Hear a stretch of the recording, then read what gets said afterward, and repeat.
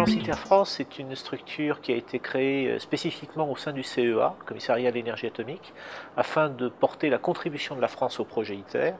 Et notamment, cette contribution se caractérise par la mise à disposition d'un site viabilisé pour l'organisation internationale, mais également par une mission un petit peu moins connue, mais fortement appréciée des collaborateurs ITER, c'est-à-dire l'accueil des collaborateurs, puisque population internationale oblige, nous faisons un effort maximum pour qu'ils s'intègrent facilement, qu'ils trouvent à se loger, l'éducation, et également on a un accompagnement en termes de formation à la langue française.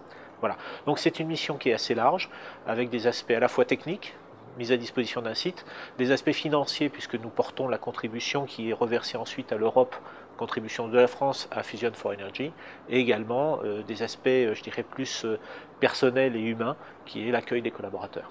Pour 2009, les prochains contrats vont concerner essentiellement la construction du siège définitif de l'organisation internationale et d'un certain nombre de bâtiments techniques, à savoir un bâtiment médical, un bâtiment accueil.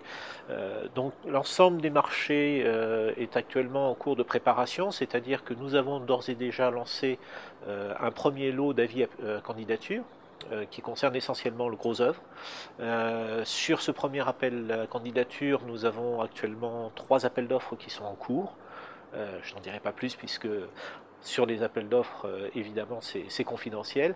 Et nous allons lancer d'ici la fin de l'année l'ensemble des autres lots techniques.